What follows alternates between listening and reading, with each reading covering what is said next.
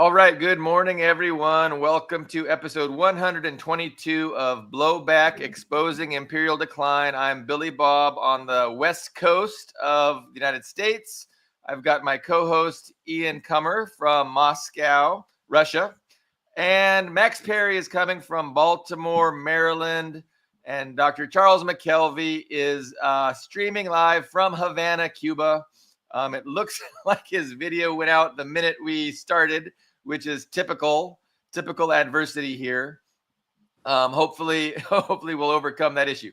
So today's episode, it's our first since the election, and we entitled it Trump, What Does It Mean? So we kind of want to have a discussion, get everybody's thoughts on Trump's victory, what to expect, what to hope for, and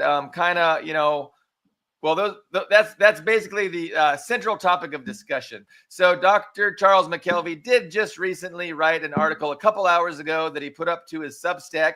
I have linked to that in the description of this episode, and gives Trump some advice on some strategy, and it seemed optimistic.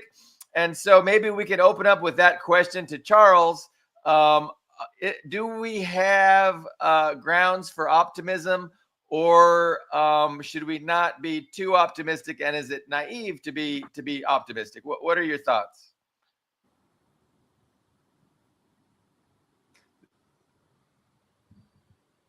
Oops. Well, I would say I wouldn't particularly choose the words either naive or optimistic. I like to think in terms of possibilities and probabilities. And one of the things that grounds my reflection on the possibilities is the fact that I see the Trump phenomenon as an anti-establishment people's movement, and because of that, there are various anti-establishment and people's formulations that are a part of the movement. This is quite clear. I think it's more clear with Vance than it is with Trump. And I think that it's very, very clear with respect to the Republican Party, now that it's pretty much under the control of the MAGA political movement. And the MAGA movement has, in a certain sense, captured the Republican Party, as is evident, at least with respect to the convention, as is evident with respect to the Republican Party platform, that really formulates very anti-establishment. It really begins with a condemnation of the political establishment for the past 4 decades. And even though, of course, the Republican Party was under the control of an important wing of the political establishment during that time. So it is putting the Republican Party in a new direction. And among them, its proclamations in defense of world peace. It calls for a strong military, but a military that is used scarcely, and that it is much better to develop positive relations, or at least relations that are non-confrontational with other world powers. And so it seems to me that is a part of what is driving this political movement. And so looking at that, what I do, and I think that in terms of my 4 recommendations, it is probably recommendations 3 and 4 that you might think are particularly optimistic. It has to do with the question of world peace and the possibilities for the MAGA movement. And what I argue is that for the movement to consolidate itself as a triumphant movement, it should do these things. From my point of view, if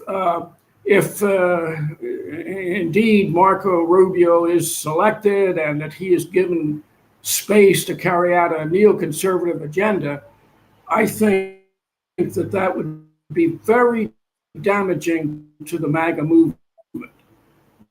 That it has arrived to where it is on the basis of at least an implicit promise to end involving ourselves in other lands without it having any concrete benefit to the United States, and is indeed costly. That is the idea that they're projecting, and so the notion of things like cooperation, looking for mutually beneficial trade, mutually beneficial. Let us say it benefits us as well as benefits our trading partner. Mutually beneficial trade with nations like China and Russia and Iran and Cuba and Venezuela. This is consistent with the logic of what the MAGA movement has put out there. And if they follow that logic, that would be the best way to consolidate the MAGA movement in power, because the people of the United States want peace. They would prefer cooperating with other nations. I'll stop there and let you go from there, Billy Bob. Yeah, no, I agree with that that analysis for sure. I think the question with regards to Trump is like, well, number one, is the president in a position to really, change the status quo? Like, does he have the power to change the status quo? And then, Charles, do you mind muting, because maybe if yeah, that helps. There's a little bit of feedback otherwise. So the question is, number one, is Trump interested in pursuing a common sense, MAGA agenda like you suggest that he should? Is he really interested in that? That's number one. Number two, will the establishment allow him to do that? I think those are, I guess, the two biggest questions. But Max, can you weigh in and provide some thoughts? Sure. Yeah, I agree with one. I mean, I agree with that. That's what his voting base, a certain section of them want. And that's one aspect of the significance of the MAGA movement and what has propelled him to now two political victories. However,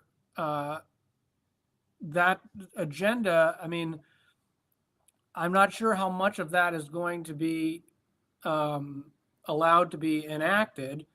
And we can already see, before he's even been sworn in, with these various appointments he's made, I mean, this bait and switch. I mean, yes, it's fantastic that the likes of Nikki Haley and Mike Pompeo are not going to be in the new administration, but he has tapped people already, Stefanik and now I guess Marco Rubio, who are just as bad, if not worse. And I agree that that's what this. I mean, I agree that's what the significance of the Trump populism represents. It's the same thing with a lot of the populism that's on the rise in the European Union as well. About as far as bringing back U.S. industrial power and isolationism, and there have been academic studies talking about the significance of the fatigue that the American public has in regard to endless wars abroad, and how that's been a significant factor in the Trump phenomenon. But as far as delivering on those promises is another thing entirely. And on top of that, it also discounts the other aspect of the Trump America First phenomena, which is the Israeli factor, which is that, that Trump enacting the equivalent of what you're describing, the Roosevelt foreign policy of the good neighbor policy would be fantastic. But unfortunately, I just think that that's something that Trump has run on and has exploited to help himself politically. I don't think it's something that he's very sincere about necessarily. And, yes, it's great, for example, in the first administration that he was, the first U.S. president in basically ever to initiate détente with North Korea with the series of summits. But those efforts were continuously sabotaged by people that he appointed. And, like John Bolton. And so he's able to portray himself as an outsider up against the establishment, but he's also appointing people who are undercutting and scuttling his own efforts at rapprochement. And when he, in his first term, when he even tried to do things like withdraw U.S. troops from northern Syria, the military basically ignored him. So I'm not so sure how much what you're talking about is going to be able to materialize. And, I just, the same thing, even with things like, these anti-establishment figures that Trump sort of brought on board his team to get himself elected, like Robert Kennedy or Tulsi Gabbard or whoever else you want to name. They're already, it seems like the level of influence that they were promised on the campaign trail is already being phased out. And again, it just ignores the Israel factor, which is, I think, really what the America First agenda ends up being all about. So that's ironic. Yeah. Ironic that the American First agenda is an Israel First agenda. Ian, go ahead. So, couple of things. Billy Bob, I don't know if you saw one of my more recent posts I put up talking about the difference between the American supremacy movement and the America First movement, with Trump representing the America. And I'm sorry, my dog's barking. He always barks. As soon as I start talking, he knows when I'm doing this show, and he knows he can blackmail me for treats. So he barks, and then we have to give him treats, keep him quiet. But anyways, I might actually drop that. I'm going to drop that link in the comments here. But basically, I think we have cause to be optimistic, because one, I was telling you guys this whole time that Kamala was going to win. There was no chance of Trump winning, and I was even poking fun at Billy Bob's like, Billy Bob, why'd you flip-flop? What's wrong with you? Why'd you flip-flop? And then here we are. Trump did win, and he didn't just win. He won. It's fair to characterize it as a landslide. He took not just some of the swing states. He took all of them. He took Pennsylvania, including Pennsylvania, which is very unusual. And we know they were gunning for Pennsylvania really hard. I mean, they even brought in Zelensky. To campaign for them in Pennsylvania. And there was a drop of something like 19 million votes. Like, they got 19 million less votes than the previous time, which is pretty amazing. And I don't think, I have said before that there was some cause for concern. That's the most politically correct way I can put it. There was some cause for concern about the votes in the last election, but I don't think there were 19 million fake votes. No, I think a lot of people just stayed home, and there were a lot of reasons for that. So you have a very demoralized Democratic Party. And every president has that honeymoon phase, that 100 days or so of a honeymoon phase. Now, if Trump goes into that 100 days resolving Ukraine and resolves Israel, because everybody's expecting, like Max just said, everybody's expecting him to not resolve Israel. But one of the good things I've said about Trump, even though I didn't think he was going to win, one of the things I praised him for is I don't think he would give Israel unconditional support. What I mean by unconditional support, he wouldn't put Israel's interests over his own personal interests, which is what Biden did. Like, I mean, I think it's fair to say that the Democrats literally preferred losing an election rather than give any kind of conditions on Israel, which is pretty amazing when you think about it. But Trump does have leverage, and he is the pro-Zionist candidate. So it's entirely possible he's just going to use, his big boy voice, pick up the phone and say, hey, look, I'm not going to cut off Israel. I'm not going to cancel Israel. I'm going to continue feeding you money. I'm going to continue feeding you weapons. But you need to give me something to work with. You need to stop. They have 3 months. It's not like it has to end tomorrow. You have 3 months. You need to make this Gaza bad publicity go away before I take office. That's something he could plausibly do. And I think I would actually consider it very likely he's going to. Just imagine, just from a strategic standpoint, how much that would devastate. The Democratic Party would be demoralized for the next 4 years, at least. Just imagine how humiliating that would be, because both Biden and Kamala have been, even though, even Bernie Sanders and all these other losers have been saying, oh, well, it's impossible. There's nothing we can do. There's nothing we can do. Then, orange dictator comes in and day one. Imagine how humiliating that would be. So you're kind of describing. Go ahead, Max. Go ahead. That is an interesting scenario, and I think it's plausible. But what do you think that he would use as leverage to try and negotiate a ceasefire or some kind of solution to the? Because I do know that was something that he was actually during his first term.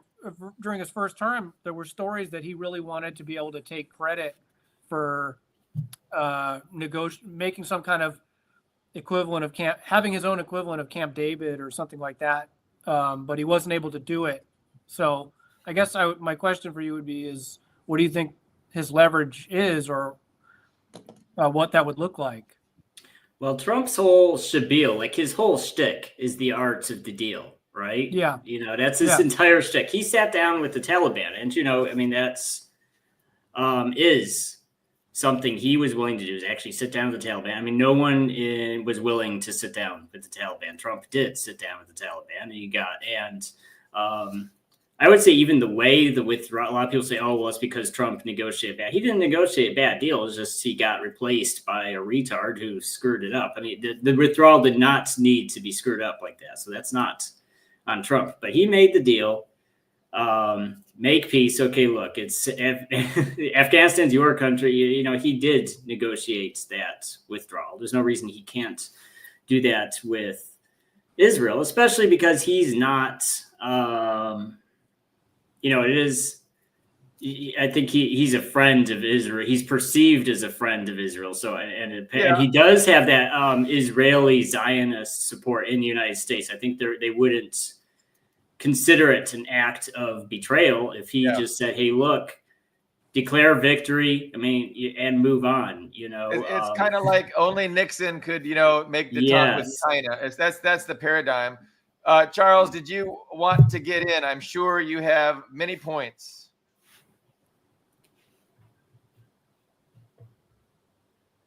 There's a long delay.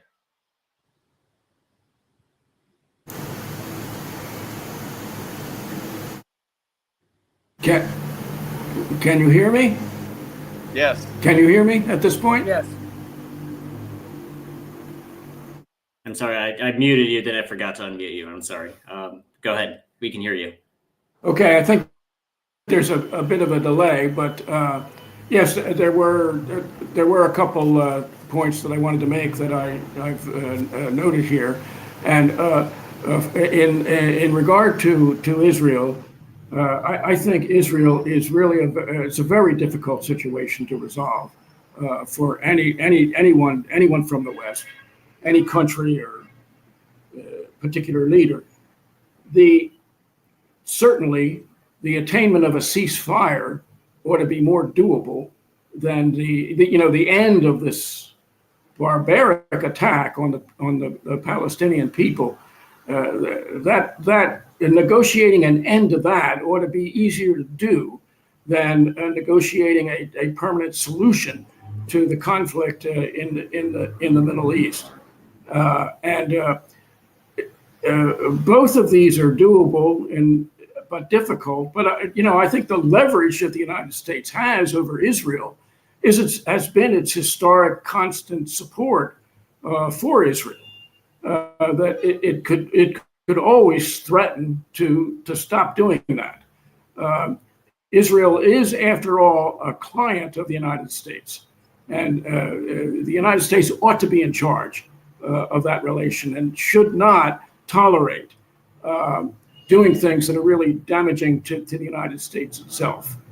In broader terms, I also would want to say that I depart a little bit from the left on Israel, and particularly some of the more radical rhetoric of the left, in that I see that the United States has a very special relation with the Jewish people and with the nation of Israel that goes back certainly at least since the beginning of the end of World War II and really prior to that.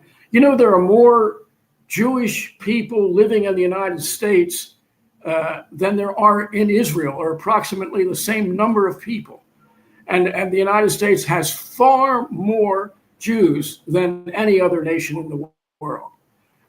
There is a special relation that we have. And we have, of course, historically supported Israel.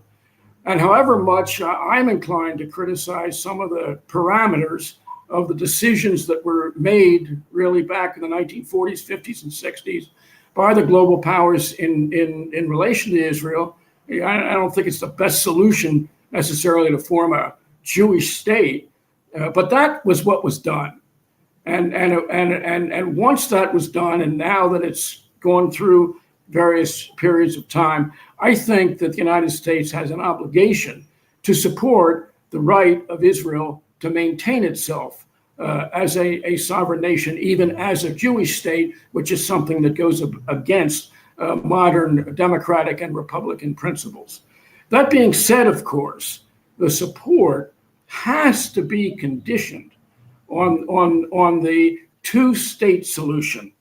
The two-state solution is something that would be very difficult to implement because of Israel's ignoring of it, for the past 20 years or so, with the settlements and other occupying Palestinian territory and so forth and so on.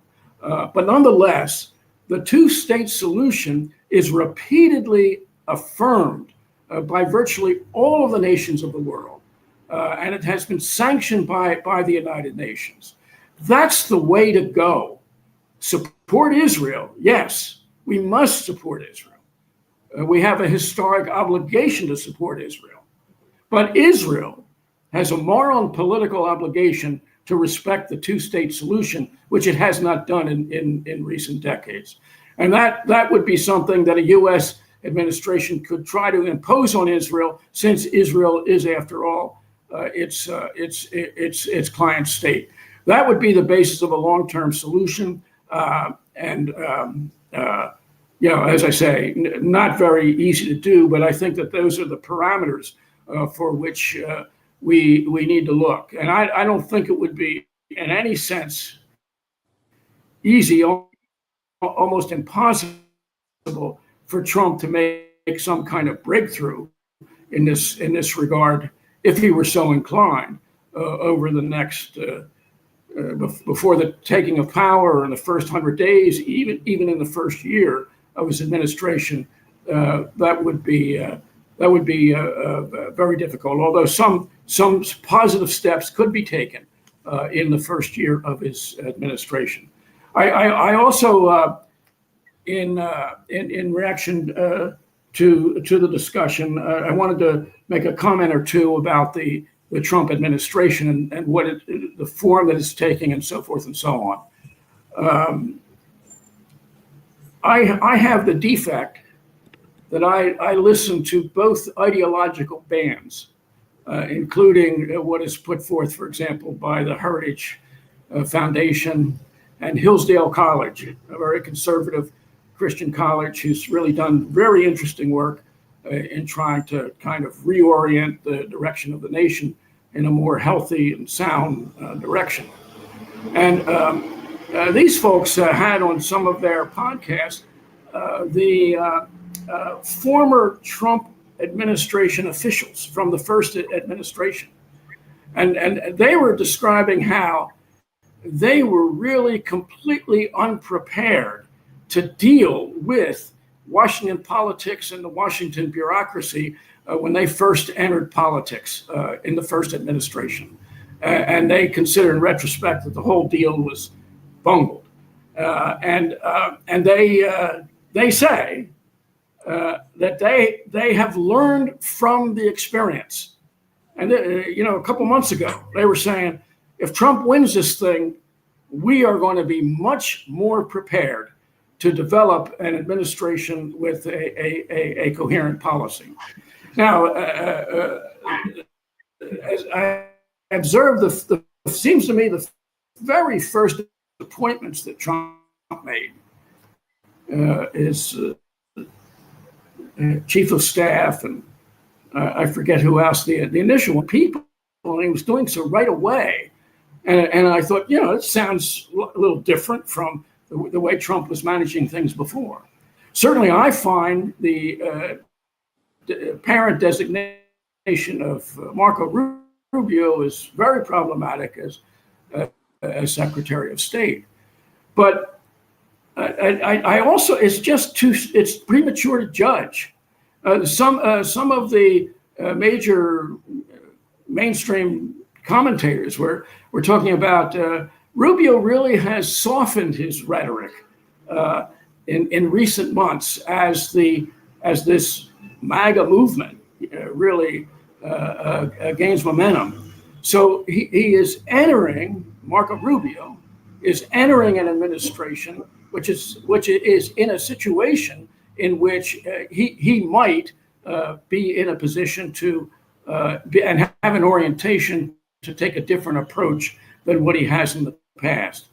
I describe this electoral victory of Trump as being of such a wide margin by American standards, and the having it being formed basically by middle America, as Vance likes to say, or the lower middle class and the working class, and directing itself very clearly against the policies of the political establishment and their urban liberal and woke left allies of the recent past. And they have taken power. It is a movement of ordinary folk who have taken the power, the hands of the levers of the federal government from the hands of the power elite.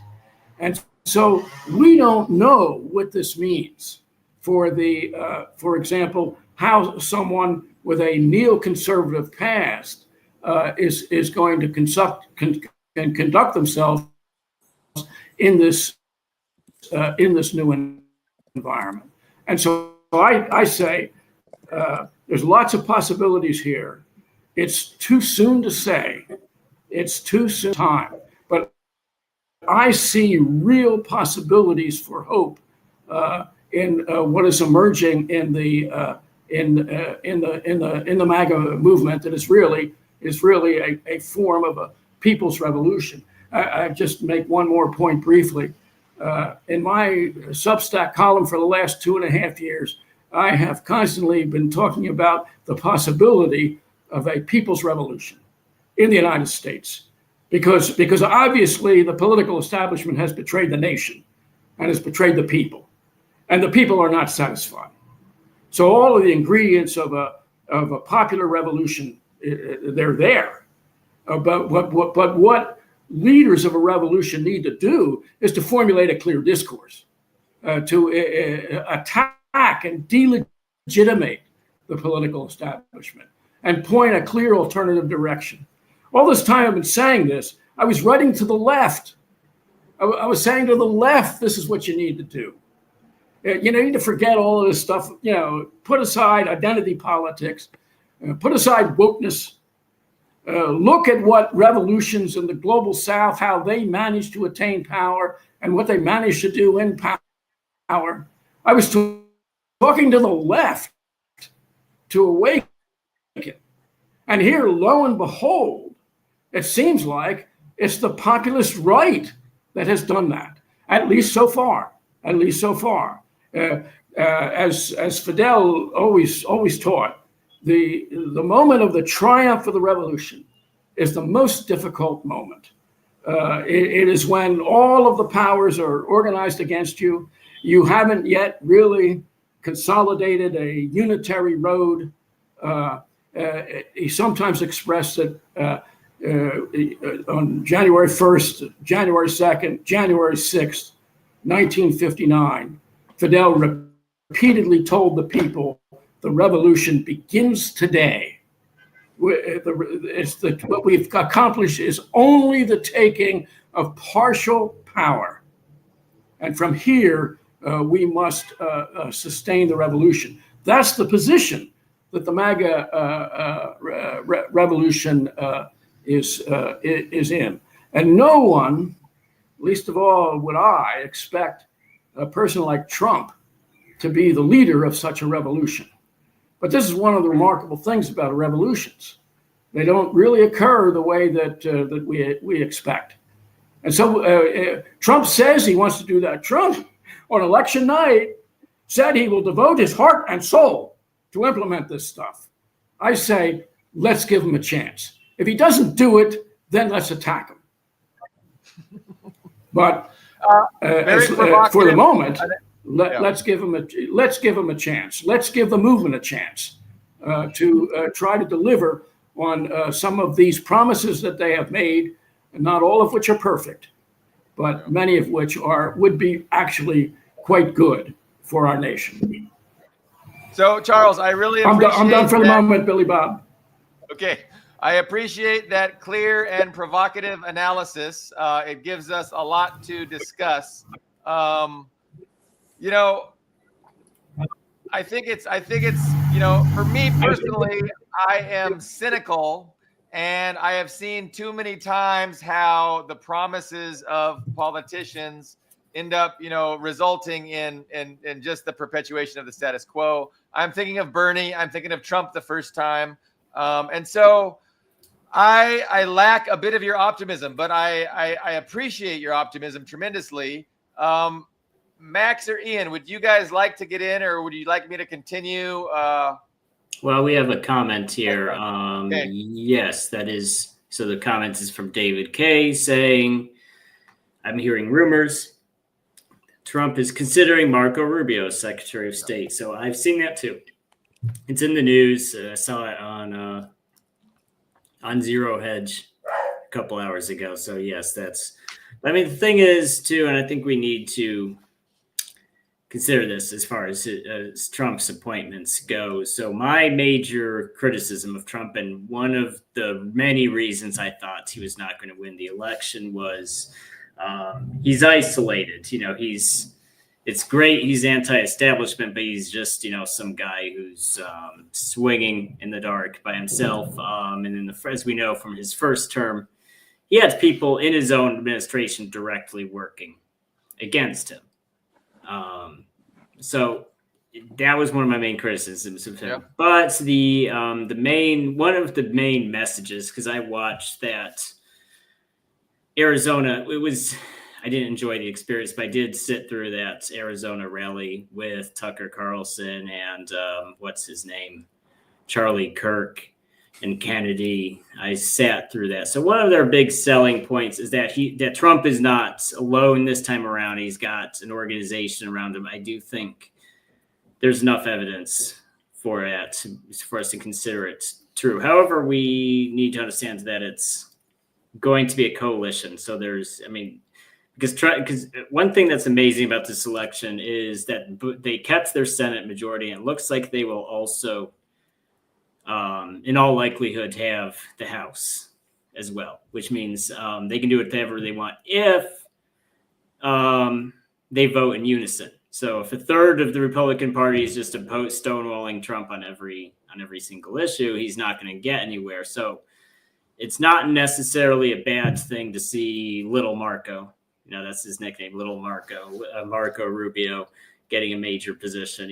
So stuff like that is not immediately a bad sign or mean that Trump is a sellout. What it means is that those factions, because there's an old faction, there's that old guards, neocon faction of the Republican Party, and Trump took the driver's wheel, but he can't, flush them all out. He has to work with them. So if they can agree on certain things, it'll be an effective administration. So if they can all be in agreement, okay, we need border control. Okay, we need to reindustrialize. We need to engage in protectionism, which is very interesting to me because, 20 years ago, the Democratic Party was the protectionist party because those labor union guys were always howling about, and they weren't wrong to be upset about companies outsourcing to China, to Mexico, to wherever it's cheaper. So so like what Charles was saying, that right-wing populism reinvented itself and made a resurgence. I think that's true. Yeah, but Go ahead. Well, I agree with you, but tariffs are not, that effort was really ill-fated. Yes, theoretically, slapping the tariffs on these countries where the U.S. has outsourced its productive power, I don't know if that's really going to produce the intended result. However much it looks like it will please, his base. That's the reason they voted for him. But it was pretty ill-fated the first term. It didn't really bring back any manufacturing jobs, at least not as far as I can tell. But it is true, yes, absolutely, that they were in 1999. There were the big, anti-globalization protests. The left really used to have, more, in Europe too. NAFTA, they protested NAFTA. They hated NAFTA. Yeah, in Europe too. Look at the way that they totally neutered Jeremy Corbyn, who used to be a lot more like Tony Benn and these other, old Labor Party politicians that were traditionally anti-NATO and anti-EU, which is it's an imperialist, neoliberal cartel that, but now because of the debate around immigration, just like in this country, if you're anti-EU, that suddenly you get branded a xenophobe and a Nazi, right? There aren't actually there isn't a problem with xenophobia, but there's this knee-jerk response if you raise the economic questions surrounding the immigration issue, you get smeared as a bigot automatically. That happened the case. There was a terrific article a few years ago that was a subject of much debate by this journalist, Angela Nagel.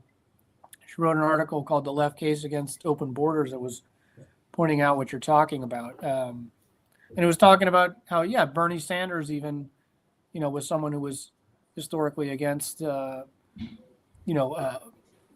borders, because, it was something that was advocated by the Koch brothers and, big, Tyson Chicken, whoever else you want to name, because the effect it had on driving down wages and the effects it had on American workers. So, yeah. So I will. Oh, we lost him. Maybe he'll come back. We lost him. Oh, there he is. Here, I'll let him back.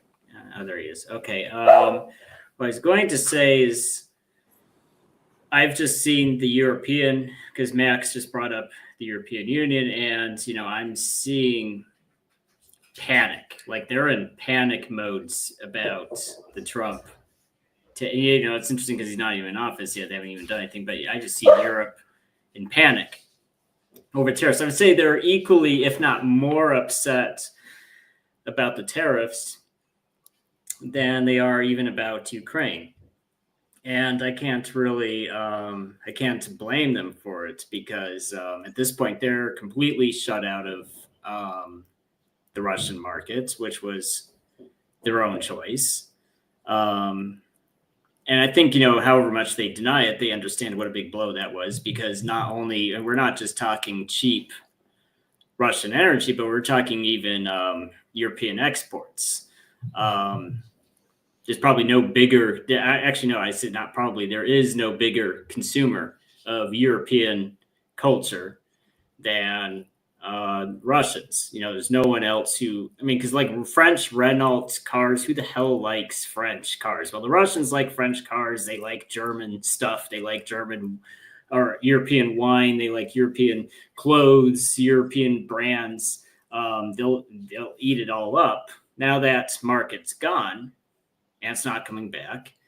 So I can understand the European panic that Trump is going to come in and slap them with these tariffs, because if they lose the American market, Europe really has nothing. Didn't von der Leyen just say that they're going to start buying liquid natural gas from the United States because it's cheaper than getting it from Russia? The funny thing about that is even Biden has cut back. Well, the opposite is true, but that's not what she said. So what she said was what I said. But yeah, right. No, exactly. And the main thing is that, and I really see the media trying to spin it. I mean, I'm not going to sit there, and I'm not a tariffs advocate. Like I'm not in love with tariffs because I don't have an economic, I have a marketing background. I'm not an economist, so I can't sit there and say tariffs are the right solution to our problems. But I will say it's fun. It makes me almost a believer in tariffs just to see how Europeans panic over it. And I see all the media trying to say, oh, well, this will make things more expensive for the consumer because, a 70% tariff, of course, increases the price by 70%. Well, what happens is, if you don't want to spend 70% more on a car or 70% more on whatever it is that got hit with a tariff, then you're going to buy the domestic equivalent. Yeah, I think Americans in particular are, for the most part, I don't think we're married to, we're definitely not married to European culture, like MK just pointed out. USA is not in love with European stuff like Russia is. We like the cheapest thing. Like if you go to a store, you pick the cheapest thing off the shelf. So if the European thing is 70% more than the American thing, then you're just going to buy the American thing. And so I think all of this is just denial. They understand that a heavy tariff war is just going to make them lose the American market. And so I can understand the panic. When we talk about tariffs, we're really talking about our approach towards China, right? I mean, that's basically it. So there's three primary fronts that we're waiting to find out, how Trump is going to deal with these fronts. So there's the China front, there's the Russia-Ukraine front, and then there's the West Asia front, Israel, Palestine, Lebanon, etc. So,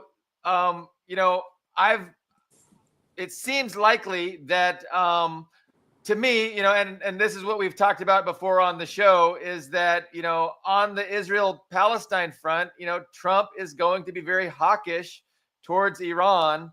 And to me, it's likely that that's going to heat up, that front is going to get hotter. And I think that it's conventional wisdom. I mean, can I say it's conventional wisdom that on the Ukraine-Russia front, that front is going to cool off, that Trump means that front is going to die down a little bit and not be so hot. And then on China, I think, ideally that's going to kind of remain neutral and on the back burner, so to speak, as the West Asia heats up. But this is speculation, and I definitely agree with Charles when Charles is saying that we gotta, give it some time and see what happens. And we're just speculating. We can't rush to judgment. Definitely, I am very cynical.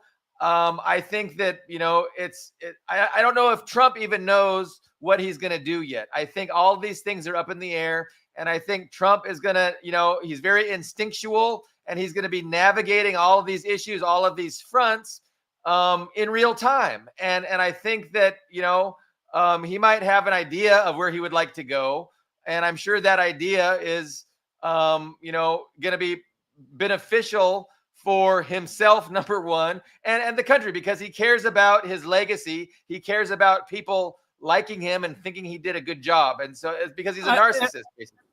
Go ahead. And I don't think, just to follow up on what you're saying, I don't think that his legacy, he wants to leave it as a neoconservative. In fact, I think, one of the short legacy that he left with his first term was, although he was not a dove by any means, he did not open any new theaters of conflict, unless you want to count, he did send arms to Ukraine before Biden did, but that battle had already been waging anyway. So, but that's one of the legacies that he left with the first term, was that he didn't start any new theaters of conflict, really. But yeah, I mean, I think that my points that I was making earlier about being critical of these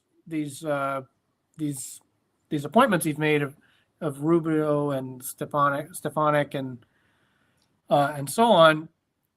Mike Waltz is a national security advisor. He's also very hawkish. Yeah. It's not so much that it's an indictment of Trump himself, because I don't think that I don't think that he would be allowed to. I think this really speaks to the limited power that the president has. I don't think that he's given a very limited pool of people that he can pull from. He can't appoint.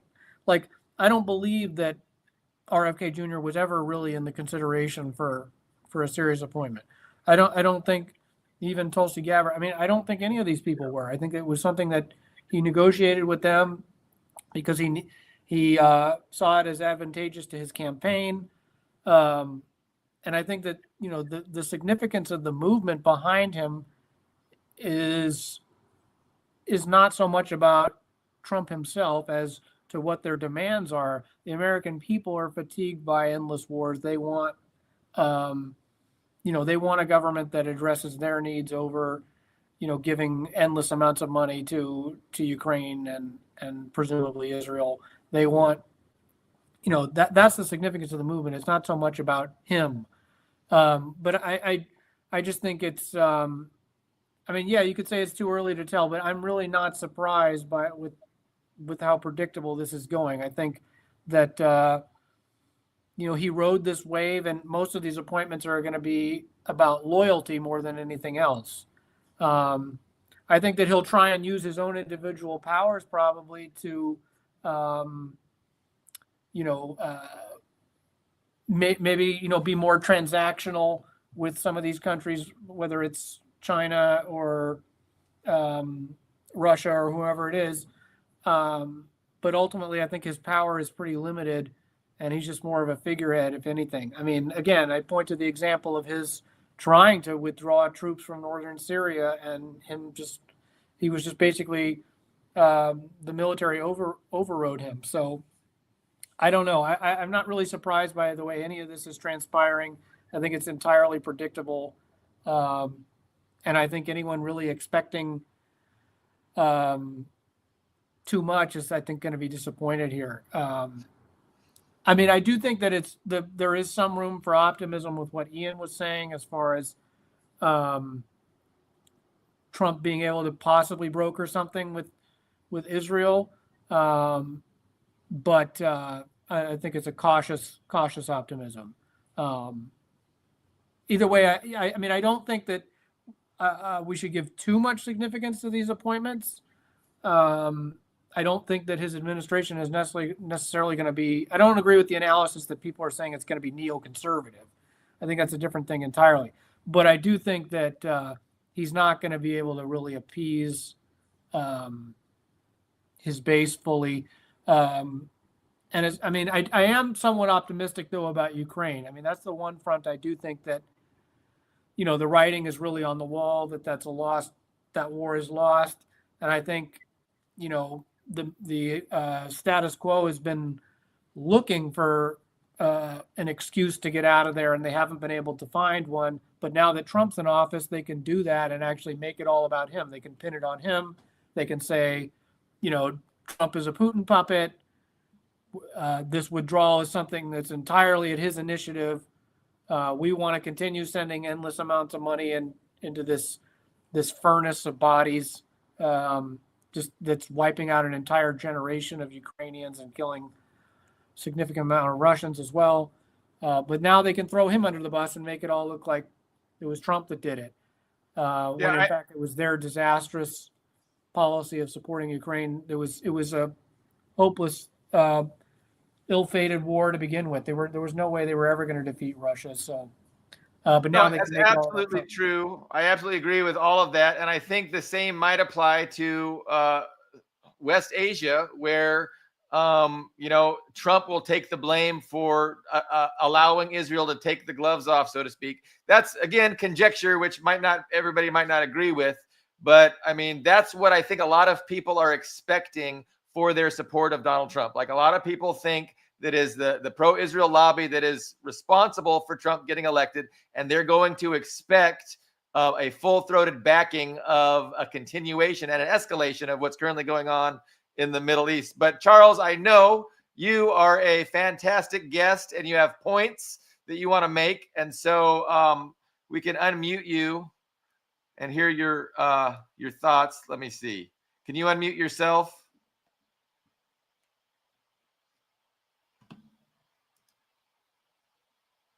There's a long delay with Cuba.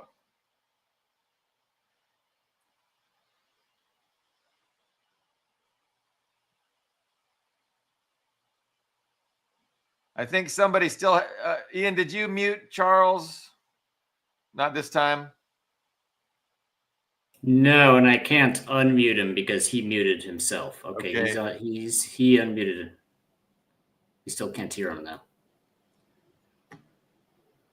Yeah, no, that's unfortunate. Charles, we can't hear you at the moment. Any chance you could work on that audio issue? It is tough. Yeah, we can't hear you. And yeah, there's a long delay which compounds the technical difficulties. So Charles, work on that. We will continue our discussion. When we hear you, we'll stop talking and let you make your points. So yeah, no, I appreciate Charles' optimism. I don't share it. I don't share it at all.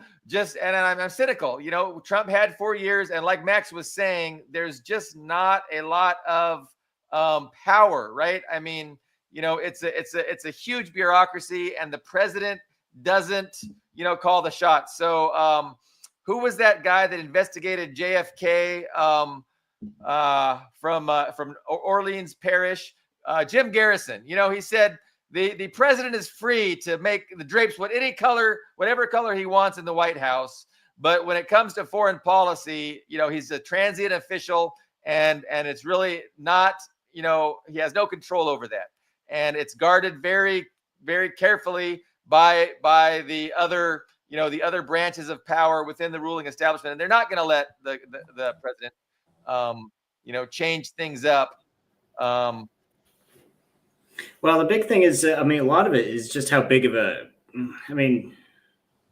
lot of it, your power is undefined. And it just depends on how big of a personality you are, because with Trump, he's not shy about, going on Twitter and saying, well, this guy in the Senate is causing us all these problems, and come up with some silly, locker room nickname for him, and that everybody on Twitter makes fun of him, and that person feels very bad. I mean, I think Trump has a lot of power because, well, he just has a personality, and most of these drones in Washington just have no personality at all. They're cardboard cutouts, and they hate being made fun of. They hate being put under any scrutiny whatsoever.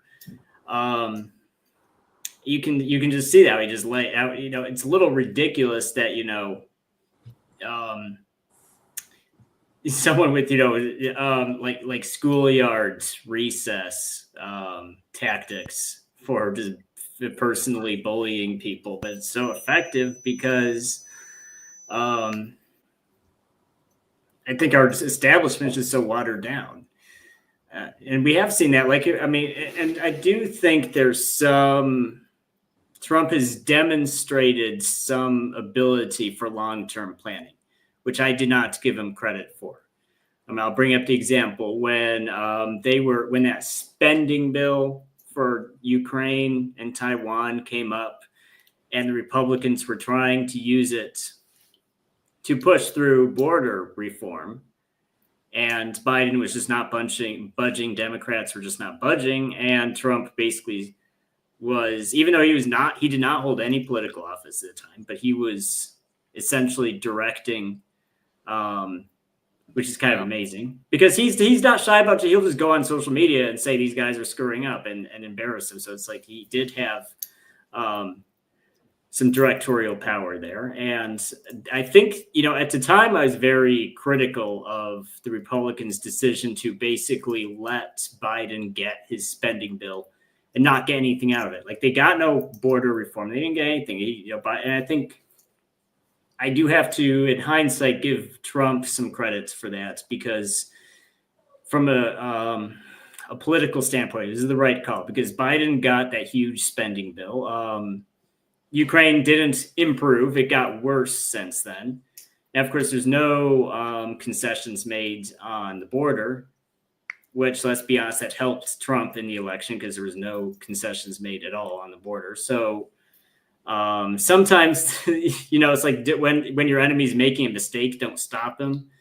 And sometimes letting the other side have what they want can work for you in the long run. I think that's definitely what happens here. So I think there is cause for optimism. He definitely got Roe versus Wade overturned, and then he did pack the Supreme Court. So I mean, that definitely shows some strategy, some planning, some effectiveness. I do have to bring up. I'm sorry, I don't want to derail it, but you brought up abortion. That's a very good point. I really like how Trump handled the abortion issue because Roe versus Wade was overturned last year, and at the time I said, even as someone who's in favor of abortion, I said it is a states' right issue. It was a correct decision. But fast forward to the election and the debate between Kamala Harris and Donald Trump, she tried to drag abortion into it, and Trump wouldn't even engage her on it. He just said, it's a states' right issue. And he directly said a federal abortion law for or against abortion is not politically possible because it's too split. It's too split. You'll never get a for or against. And it's not even an issue. So Democrats did try very hard to make abortion an issue, and Trump just didn't even engage them on it, which was, I think, the absolutely correct tactic. And actually, that's the main reason don't over 60% of Americans support Roe versus Wade? I mean, wasn't that, I'm just playing devil's advocate here. Well, the main issue is not how many people support it. The problem is that it's not constitutional, because there's nothing in the Constitution that says people have the right to abortion or people don't have the right to abortion. It's every state has the right in their legislature to say, okay, we want abortion to be a right, or they can say we are against abortion. Well, right, and that's why people were saying that the Democrats needed to abolish the filibuster and codify it into federal federal Yeah. law. Well, it wasn't going to happen because it's not something that Well, had any they chance. have had numerous opportunities. I mean, they had it during Obama's first term. They had, I mean, that's why everyone. Well, I mean, and so you're not necessarily wrong. And the reason they didn't try is because it's so useful as this Damascus sword. They can just they play this all or nothing game where, if you don't vote for me, those Nazis over there are going to ban abortion, and that game has just worked for them. They drag abortion into every single election, and this was the first election since Roe versus Wade that they couldn't make abortion a central issue, because it's not a central issue. There's no Roe versus Wade. But interestingly, as I pointed out earlier, I believe I did. Several states, which went to Trump, codified abortion rights, like Missouri, I know was one of them. And so people clearly split their tickets. There was a lot of ticket splitting. You have to presume that not all, I mean, if you listen to Democrats, they would have you believe that tons of people just went in, voted for Trump, left the rest of their ballot blank, and walked out. No, what went on, clearly some of them at least, went in, voted for Trump, because as a rejection of the Democratic Party, and they also voted for codifying abortion in their respective states. So, well, and the thing is too, the number of abortions. I mean, they would have you believe that there's women bleeding out in the parking lot because they tried a coat hanger abortion. The number of abortions since Roe versus Wade was overturned has actually increased. There's been an increase in abortions, and it's because, exactly like you said, several states codified abortions. Several states made it easier. And a lot of it was pressure from the voter base, because as long as Roe versus Wade was there was no pressure to do anything. They didn't need to do anything, but now they have to do something. And so the overall outcome was that the number of abortions has gone up, because, yes, I think that's actually a true statement. If you put someone on the spot and say, are you for or against abortion? Just give me a black and white answer. The majority will say yes. But it didn't hurt Trump because he didn't marry himself to the issue. Haven't abortions also increased since it was overturned, a few years ago? Hasn't it just continued to rise? There was a notice. I mean, you can look up the news articles. And there were different theories on why, because, it's not. Because the whole argument you hear against it is that making abortion illegal doesn't actually even prevent abortions from taking place. Well, the thing is, we're dangerous. And well, the thing is, you don't. If your abortion is illegal in your state, it doesn't mean you have to go into the alley with a coat hanger. You can just drive or get a bus ticket to a state where it is legal, because that's the thing. You can. It's not even that far. Take a bus. I mean, I'm not saying that's right or it's a good thing, but that's the reality. You can just buy a bus ticket and get an abortion and then go back. Yeah, no, I mean, I'm with you. I find that it's the same thing with gay marriage. I mean, I personally myself totally believe in reproductive rights for women, like always have, always will. And I'm not saying that it's not a serious issue. But the way that the Democrats clearly use it as this wedge thing to run on every year without even delivering on their own promises. And when Obama had the supermajority, I remember he said on his first day in office he was going to codify that shit, and he didn't do it. And they had a supermajority for a significant chunk of time. And then just a couple of years ago, like I said earlier, they had the ability to abolish the filibuster. They chose not to. Why? Because then they would have nothing to run on. They wouldn't have this divisive political football. It's just a political football. Yes, exactly. I think we're in agreement on that, because the thing is, it's Kamala, and it's become increasingly bad with each election cycle. But the Democrats just have no platform. It's all political footballs, like abortion. But if you're like, okay, I'm a communist, or I'm a pro-labor guy, I'm a progressive, whatever you are, and you look at the Democratic Party, it's just like, why should I vote for you? It's like, well, if you're a person that wants joy in your life, You vote joy, blue. strength through joy. Yeah, Yeah. well, Strength through and, joy. you know, while Palestinian women are having C-sections without anesthesia, you know, Because every hospital in the region's been blown won't up, someone won't someone think of the, you know, latte sipping women in these liberal cities who make six figures, you know, who aren't even affected by these, you know, the Roe versus Wade getting overturned, going back to the states. You know, it's just absurd. Well, just to give you an idea of how paper thin this Democratic election campaign was, I mean, both Kamala and Tim have just fallen off the face of the planet. Like I've never seen that. I cannot think of any other time in my life I've seen that where a major political candidate, let alone a political candidate in office, because Kamala Harris is still in office. I've never seen a major candidate just drop off the face of the earth like that. She almost looked happy that she lost. Did you watch her concession speech? Mm-mm. She looked like, I mean, Hillary, you could tell, was visibly, I mean, they had to give her a cocktail to go out there and concede the next day. I'm gonna have to go watch that because that's interesting. Because I thought it was. Relieved. She looked like this. I hate to use the word burden because of that quote that's always attributed to her, but she looked almost relieved to be out of this fucking mess. I thought it was strange. Why do you think?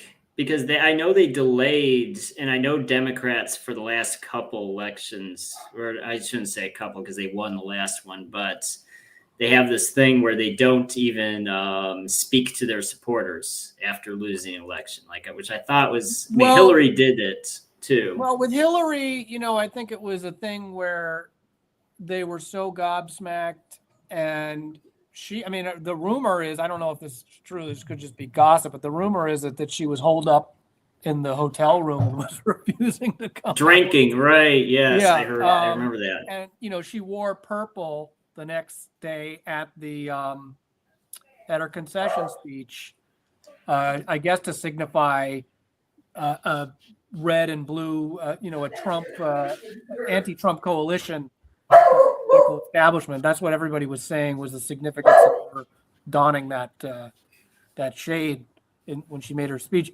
Yeah, I mean, it is bizarre that they told everyone to go home with Harris too, because it was apparent that Trump had won. I mean, Fox News called it first. I stayed up late watching the coverage. Fox News had called it first, and all the other networks, they were waiting, even though it was at 267. And they were waiting like they were waiting because like maybe Alaska for the first time in 60 years will decide they want Democrats, you know. Yeah, I mean, it was so obvious. They waited until they absolutely could not deny it anymore. You know, the New York Times election meter was at 98% just sitting there. And then they finally just coughed it up. But I mean, it was obvious it wasn't looking good for her very early on. I sat in front of I never watch mainstream news, but I sat in front of the TV and subjected myself to it for half a day. And they were waiting as long as they could to finally until the writing was on the wall. But Ian, and they also really thrown Tim Walz under the bus and made that pick. You know, they were talking about how that pick was such a good idea because he was nominally progressive. And that it was a way of appeasing that part of the Democratic base, but obviously that didn't work. But now they're, you know, hindsight's 2020. There's a lot of people saying, oh, well, if she had picked Josh Shapiro, maybe she could have won Pennsylvania. But I don't believe it. So. Well, I was interesting. Like I saw articles blaming Biden. Well, Biden shouldn't have dropped out so late and blah, blah, blah. But these were the same outlets that were pretending for years that he wasn't having cognitive problems. Right. So it's like these guys who were covering up for him are just as complicit, if not more complicit. But it's complete hypocrisy. Yeah. They're the reason that he was able to get away with not dropping out until he had this disastrous debate performance, and then for the same people to be saying, why didn't you drop out earlier? I mean, it's just they're doing anything but any kind of self-critical, soul-searching or reform of the party. I mean, they've made it very clear that they would rather lose. I mean, and that's even presuming that they actually won the last time. They would rather lose than change and move an inch on any, relatively progressive policy, whether it's healthcare or I don't know if it was them choosing to lose. It was just they were so overconfident because they didn't even try. Like Tim Walz is just the fakest person I've ever, I can't even think of a person who is more fake than him. I mean, he's a fake politician. What are you talking about? He was at Tiananmen Square. Right. He was at Tiananmen Square. He was in Afghanistan. That's what I remember there were these coastal liberal guys on Facebook going after J.D. Vance because, J.D. Vance only did 4 years in the Marine Corps. It's like, he only did 4 years in the Marine Corps. He only went to Iraq and got a combat action ribbon. It was just interesting how it is a cult, and I see how upset those people are because it is a cult. Like they were making these personal attacks on JD Vance. Like I can understand not agreeing with JD Vance or saying, that's a very toxic person. I don't agree with anything he said. I could totally see that, but just making these personal attacks. Well, Tim Walz, who was in the military for 24 years and somehow missed, every single conflict that happened in his career, and then going after JD Vance because love or hate JD Vance, he was in the Marine Corps, he is a combat veteran. You can't take that away from him, but it's just the attitude is amazing. Charles, I am sorry we've relegated you to spectator status. Any improvement on your audio? I see that you're purple. Yeah. He is purple. It's like he's calling in from a different dimension. Yeah. So, I apologize for that. And it sucks with these technical issues, but we're making the best of it. So, Ian, you seem to be the most optimistic between Max and myself in any event about Trump. And I know specifically you have a lot of optimism with regards to how it's going to be bad for Europe, and that makes you happy because you're a terrible person, and how it's going to be good for Russia, right? So can you articulate some of your reasons for optimism? Well, I would there's reasons which I'll get into, but the main one is, like I was saying, I'm not going to distance myself from what I've been saying for the last 6 months. I was absolutely adamant that Kamala Harris was going to win, and I listed out, those very specific reasons that that the USA is moving towards a uniparty state, that Democrats hold all of the high cards. They had a near unprecedented control over America's institutions. And at the same time, I was ragging on Trump for several reasons. He had, because I did vote for Trump the first time around in 2016.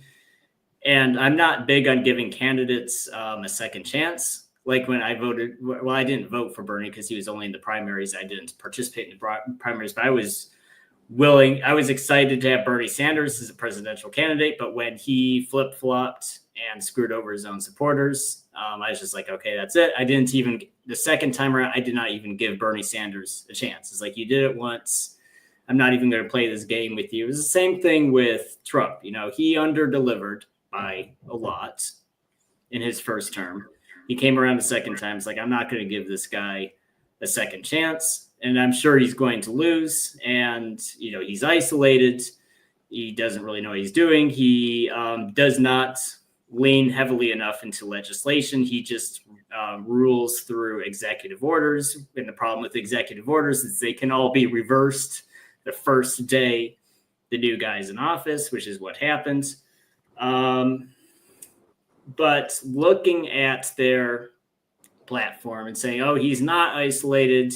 He has people behind him. We know what we're doing this time. And they won. I mean, they won. So I'm like, okay, I was right. I was very clearly wrong in that. No reason to say maybe they know it. Maybe they have an inkling of what they're doing. And also, I think the threshold of success is a pretty low bar to get under. Like I was saying, if they can, if that in that honeymoon period when Trump comes in, if he can get a resolution in Ukraine, in Israel, if he pushes through border reform, there's a few very basic things he could do, and he actually has. It looks like he has the majorities to do it. I mean, he could screw it up. I mean, I'm not saying that's not a possibility. He could. But totally I mean, again, to me, it's the same thing. Like the Republicans might end up having a super majority, but it's the same thing as with the Democrats. They have these wedge issues that they run on.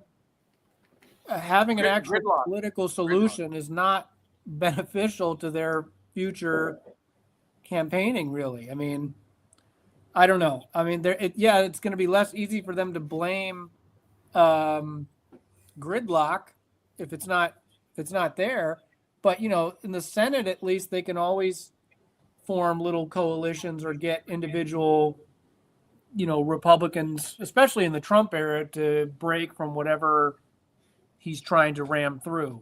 So, well, I'll say in my post that I shared, and I remember we and Billy Bob even put it in the description, my thing that Trump will not be president. I wrote this whole blog post saying Trump will not be president. Here's why he won't be president, which is very funny to look at in hindsight. But the thing I said, which is still, and not just me, a lot of people were saying, if Kamala Harris had won that election, it would be the last. It would be the end of. It would absolutely would have been the end of America's political system. It would just be a joke at that point. So I think Republicans, if they have any sense of self-preservation, they will answer to that populist movement. I mean, if they throw their populist supporters under the bus this time around, which they might, I mean, I won't deny that they might do that.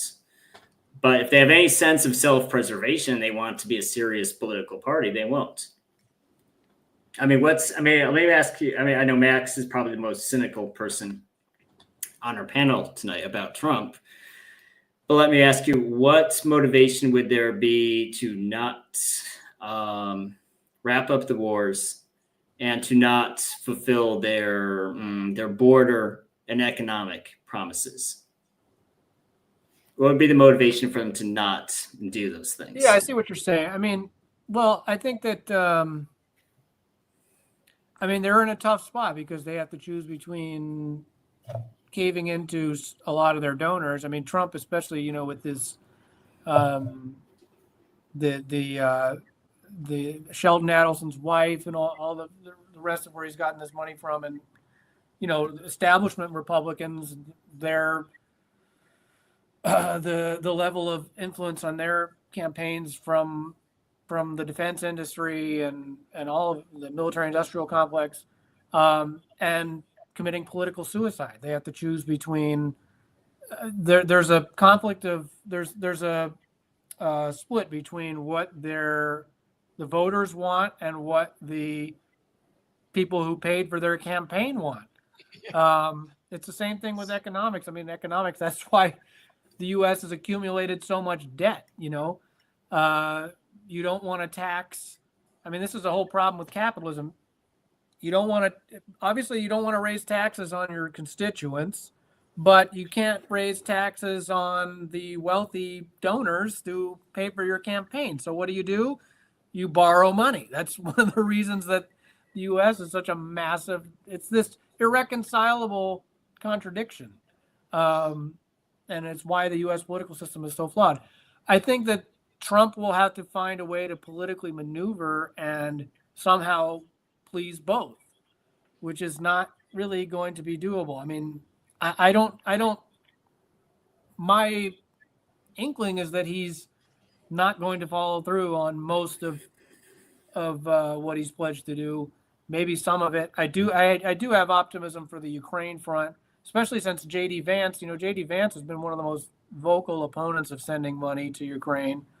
As much as I think he's a puppet of Peter Thiel and these other cyber libertarian Google tech people, and Musk and all them. But I do think on the Ukraine front, there's some room for optimism as far as rapprochement goes. But on the rest of it, I don't know. I don't have a crystal ball. But my expectations are extremely low. Maybe they're a little bit higher because it's a second term, and that Trump isn't going to be running for re-election. So maybe he'll be able to implement a little bit more of his agenda than he was the first time. But I don't know. It's going to be interesting to see not only who comes about from the Democratic side. I think they're really going to be pushing Newsom instead of trying to make any concessions to the progressive wing. But it's also going to be interesting to see what comes after Trump in terms of, because J.D. Vance, would just be a terrible presidential candidate. I cannot see that at all. I don't know. I could see him as the 2000. Oh my gosh, what year is it? 2028 candidate. I could see that. Yeah, no, I don't know where Max. That's an interesting opinion, Max. I don't share Well, it. he's bombed. He's totally bombed when he's spoken with at Trump's crowds. They don't really seem to like him, at least in terms of his speaking ability as a. I don't know. I don't get the sense that he is the first choice as far as Trump supporters go. As far as people that could potentially succeed him, but that's so far down the road. I don't even know. No, it is very far. He's not even president yet, right? I hadn't had those thoughts. I thought, there's, he's definitely a young guy, and he's already the vice president. Like, he's going to be a big feature in U.S. politics going forward. It seems, but shall we wrap up? We're an hour and 22 minutes in. I feel bad for Charles for having so many connection problems with him. Yeah. It's unfortunate. Charles, you need to hurry and come back to the U.S. I know you split your time between the U.S. and Havana, and because I know we'll have a much better connection when you're here in the States. But we'll try again soon. We still can't hear you. We see your lips moving, but what is this pink? Yeah. What is this pink filter? No, that's weird. I've never seen that. Might be a bandwidth issue. Yeah, I don't know. It's a good show. It's a good conversation. I'm sorry we couldn't hear more from Charles, but having connection problems. So let's wrap it up. We will reconvene. We'll shoot for this Friday, and I want to thank everybody that was commenting, and then the special guests and Ian. Thank you too, and we'll see you next Friday.